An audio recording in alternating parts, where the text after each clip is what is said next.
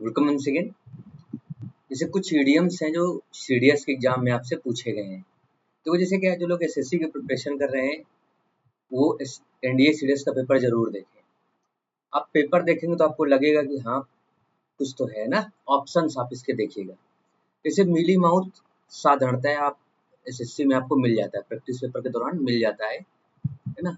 मृदुभाषी के सेंस में आप इस वर्ड को यूज करते हैं, सॉफ्ट स्पोकन, यानी जो चीजों को सीधे सीधे ना करके, है ना, इनडायरेक्ट वे में कहता है, उसी के लिए आप ये वर्ड यूज करते हैं, सॉफ्ट स्पोकन, मीली माउथ।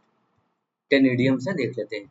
अब देखो, जैसे ऑप्शन ए ने ही आपको बताया कि हैबिचुएटेड टू समथिंग और वर्ब आ जाए तो डूइंग समथिंग। ये एनालिसिस जिस पॉइंट पर आप करने लगते हैं, उस पॉइंट पर आप बहुत बेहतर स्थिति में होते हैं।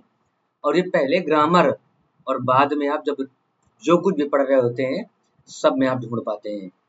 हैबिचुएटेड यानी आदि टू इन्फ्लिक्टिंग हार्श वर्ड्स, कठोर शब्दों को किसी पर आरोपित करें, थोप दें, किसी पर यूज करें, ऑन अदर्स, दूसरों पर, तो ये नहीं है इसका meaning. Possessing exquisite culinary sensibilities, culinary का मतलब होता है भोजन पकाने संबंधी, और एक्सक्यूजिट का मतलब होता है अक्यूट, तीव्र या वेरी के सेंस में आप इसको यूज करते हैं।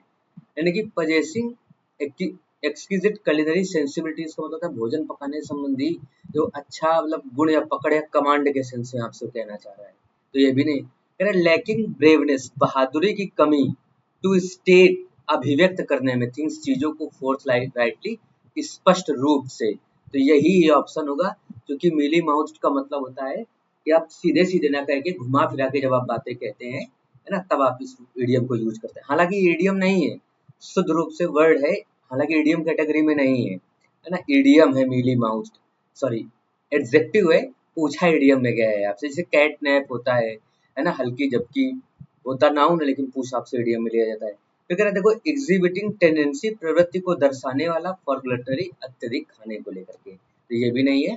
ऑप्शन आपका बी, सी वाला हो पाएगा। नेक्स्ट है live in each others pocket. देखो, इसका जो सीधे सीधे अर्थ ही है लिखा है, यही अर्थ है कि to spend too much time together, एक साथ बहुत अधिक समय व्यतीत करना, ये इसका अर्थ ही है। यानी कि अगर ये इडियम आप ऐड करें तो इसी को अर्थ के रूप में आप इसको देख सकते हैं।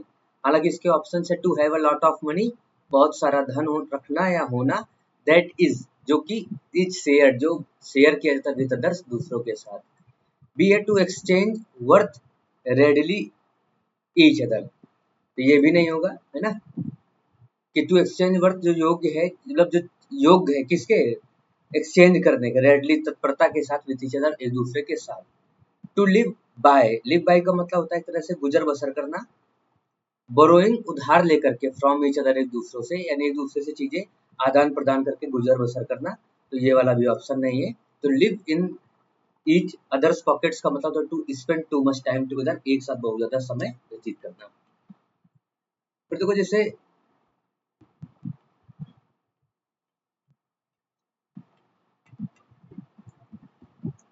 नेक्स्ट इडियम है प्ले पॉसम। प्ले पॉसम का मतलब ही है, देखो जैसे क्या है, इसका अर्थ होता है कि to pretend, to pretend to be asleep, और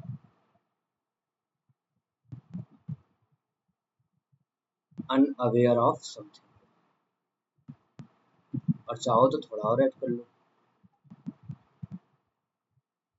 इन order to trick somebody। To pretend, दिखावा करना, दर्शाना, टू बी asleep, सोया हुआ होना, और अथवा अनअवेयर ऑफ समथिंग, किसी चीज से अनजान या अज्ञान, in order to trick somebody, किसी को धोखा देने के लिए। तो pretend to be dead, pretend का मतलब ही होता है वो दर्शाना जो ना होना। ठीक है, टेक बिग रिस्क नहीं हो पाएगा, बिहेव इन अ स्टूपिड वे नहीं हो पाएगा, बी एक्सेसिवली हैप्पी, बहुत ज्यादा खुश होना, ये भी नहीं हो पाएगा। तो प्रिटेंड टू बी डेड, हालांकि अब देखो जैसे वहां अस्लीप, अनअवेयर लिखा है, तो प्रिटेंड टू बी डेड का मतलब क्या है कि वो डेड है, मृत है, ये दर्शा रहा है, पर वो है नहीं है। तो प्ले पॉसम का मतलब होता है कि खुद को सोया हुआ, मृत या किसी चीज से अनभिज्ञ या अनजान दर्शाना, क्यों, ताकि अब दूसरे को ट्रिक कर सके, छल सके। वॉक लाइक अ डॉग, इसका अर्थ ही सीधे सीधे लिखा है टू वर्क वेरी हार्ड, बहुत ज्यादा कार्य करना। To work in the hope of reward, है ना, पुरस्कार की उम्मीद में कार्य करना नहीं होगा। टू वर्क फेथफुली यानी भरोसे के साथ कार्य करना, ये भी नहीं हो पाएगा। To make a mess structure होता है, वो आपसे पूछ लेता है कभी कभी। अव्यवस्था उत्पन्न करना व्हाइल वर्किंग, कार्य करने के दौरान, व्हाइल डूइंग समथिंग होता है, इसलिए व्हाइल के बाद आप वर्किंग लिख पाए, तो ये वाला भी नहीं हो पाएगा। वर्क लाइक अ डॉग का मतलब होता है टू वर्क वेरी हार्ड, बहुत ज्यादा कार्य करना। नेक्स्ट है open a can of worms. देखो ईडियम वास्तव में होता है अ कैन ऑफ वॉर्म्स, लेकिन उन्हें वर्ब के रूप में ये ओपन ले आए। तो देखो क्या होता है, मुसीबत क्रिएट करना होता है, और ऐसी मुसीबत जिससे डील करना भी मुश्किल हो जाए। टू क्रिएट सस्पेंस, संदेह उत्पन्न करना अबाउट। और देखो एक वर्ड का प्रेपोजिशन का ऑब्जेक्ट लिख करके, ना लिख करके इन्होंने क्या कर दिया, लिखा कि हाउ थिंग्स, की कैसे चीजें, विल टर्न आउट, है ना, कि कैसे चीजें बदलेंगी, फाइनाइट वर्ब का यूज कर डाला। और देखो ये जो वर्ड है टर्न आउट, ये टर्न आउट वर्ड आपको मिला कहाँ, ऑप्शन में, वो भी किसके, ईडियम के। आप इसको देखिए कि टर्न आउट एक फ्रेजल वर्ब है, इसका मतलब होता है टू हैपन, घटित होना, है ना, कोई भी चीज मिलती कहीं पर, पूछी कहीं भी जा सकती है, to happen in a particular way. देखो जैसे हम केवल ईडियम का अर्थ बता के नहीं निकल जा रहे हैं, हम आपको ये सिखाने की कोशिश कर रहे हैं कि आप पेपर जब एग्जाम हॉल में नहीं है, घर बाहर है, तो आप उसके एक एक ऑप्शन पर नजर डालिए, और जितना ज्यादा उससे सीख सकते हैं आप सीखिए। टर्न आउट आपको फिलर से पूछा जा सकता है, सेंटेंस इंप्रूवमेंट में, क्लोज टेस्ट में आ सकता है, पैसेज में आ सकता है, एरर के प्रश्न में भी हो सकता है। टू स्पार्क अ सिचुएशन, एक स्थिति पैदा करना, दैट क्रिएट, जो उत्पन्न करता है, प्रॉब्लम्स एंड कॉम्प्लिकेशंस, यहाँ पर ए की जरूरत नहीं है, बाय मिस्टेक लिखा है। तो टू स्पार्क अ सिचुएशन, एक स्थिति पैदा करना, दैट क्रिएट्स, जो पैदा करे, प्रॉब्लम्स एंड कॉम्प्लिकेशन, समस्याएं और जटिलताएं। एक ये to create trouble by saying the right thing, ठीक बात कह, टू क्रिएट ट्रबल, मुसीबत पैदा करना, बाय सेइंग, कह करके या कहते हुए, द राइट थिंग, सही चीज, एट द रॉन्ग टाइम, गलत समय पर। टू क्रिएट समथिंग, किसी चीज को उत्पन्न, पैदा करना, बनाना, without anyone knowing about it, बिना कोई किसी के जाने। देखो without somebody doing something structure होता है, इसलिए केवल ये हो पाया है। तो आप जाइए, ये ऑप्शन आपका बी वाला हो पाएगा। टू स्पार्क अ सिचुएशन, देखो स्पार्क का मतलब ये होता है निगेटिव परिस्थिति को पैदा कर देना, और फिर कह रहा है कि टू स्पार्क अ सिचुएशन, एक स्थिति को पैदा करना, दैट, अब सिचुएशन के लिए आप क्लॉज लगा रहे हैं, that creates problems and complication, जो समस्याओं और जटिलताओं को उत्पन्न करता है। नेक्स्ट है मोर देन मीट्स द आई। देखो इसका ये जो ऑप्शन है बड़े बेहतरीन है। देखो लिखा है कि a pleasant feast for the eyes beyond one's imagination, यानी कि एक व्यक्ति जितना इमेजिन कर सकता है उसके कहीं परे होना चीजों का, ये इसका अर्थ है ना। फिर कह रहा है कि a beautiful spectacle unfolding before one's eye, यानी कि एक व्यक्ति के सामने, मतलब वो वास्तव में उसके विचारों में बेहतर चीजें होना, ये इसका अर्थ है। द डिस्गाइज्ड सिग्निफिकेंस, यानी कि छिपा हुआ महत्व, ऑफ समथिंग, किसी चीज का, बियॉन्ड द ऑब्वियस। और देखो मोर देन मीट्स द आई का मतलब ये होता है कि ऐसी चीज जो महत्वपूर्ण हो, पर जो स्पष्ट ना हो, जो है ना, जिस किसी चीज को आप पहले महत्वपूर्ण ना समझे, फाइनली वो महत्वपूर्ण साबित हो, तो अब आप more than meets the I idiom का यूज करते हैं। अब पेयर ऑफ ब्यूटीफुल आइज, ये भी नहीं होगा, और ए और बी भी नहीं हो पाएंगे। तो मोर देन मीट्स द आई बड़ा अच्छा इडियम है ना।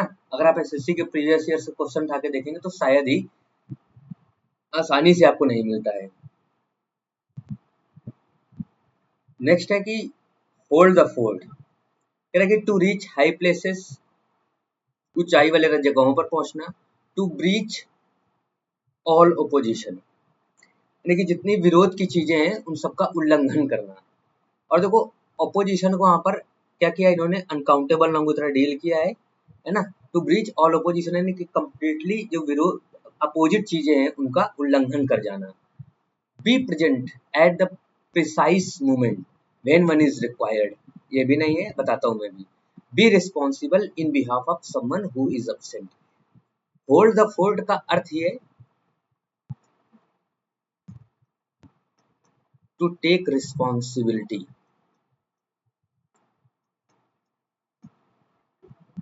To take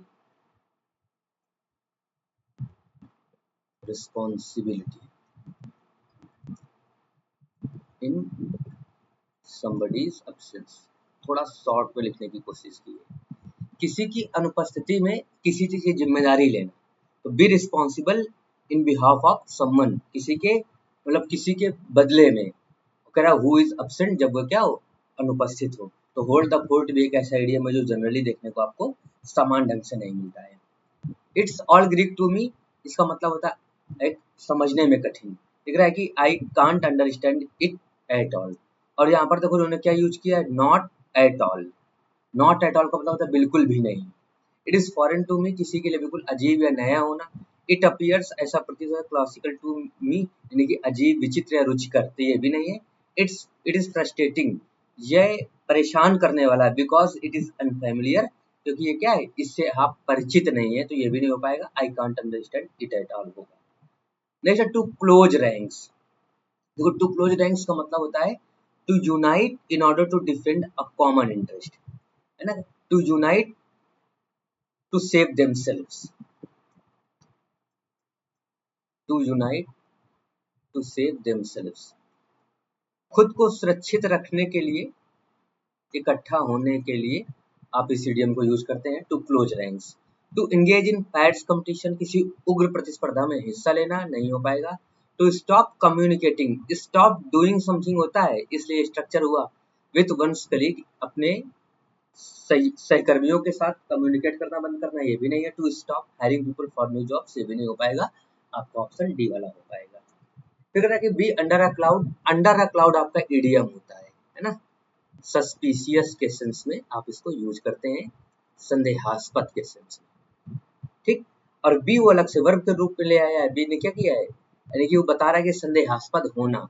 to be the object of suspicion, तो हो सकता है ये वाला। To be filled with gloom, उदासी से भरा होना।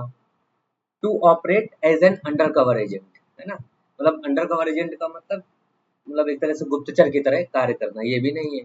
टू हाइड वंस मिसडीड्स, अपने दुर्व्यवहारों को, गलत कामों को छिपाना। तो to be the object of suspicion, संदेह की वस्तु होना। देखो जैसे क्या है, दी एग्जाम सर्किल के नाम से ये हमारा ऐप है ना, इसी नाम से हमारा क्या है, ऐप है, और इसी नाम से हमारा क्या है, टेलीग्राम चैनल है।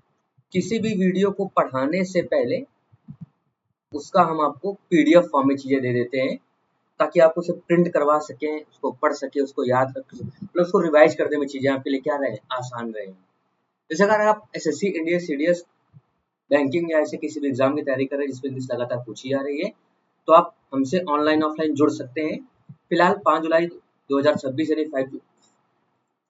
5 जुलाई 2026 से आपको ऑनलाइन बैच मिलेगा। कहाँ पर, ये जो एग्जाम सर्किल ऐप होगा, यहाँ पर आपको चीजें मिल जाएंगी। ये नंबर है जिसपे आप अपनी बातें रख सकते हैं।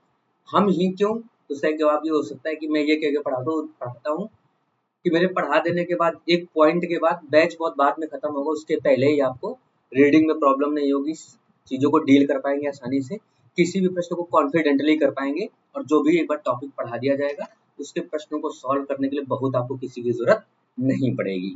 अगर आप ऐसा अपने आप में चेंजेस नहीं देखते हैं तो आप हमको क्लेम करके फीस वापस दे सकते हैं, आपसे कोई भी इफ या बट नहीं किया जाएगा। So please keep joining, thank you.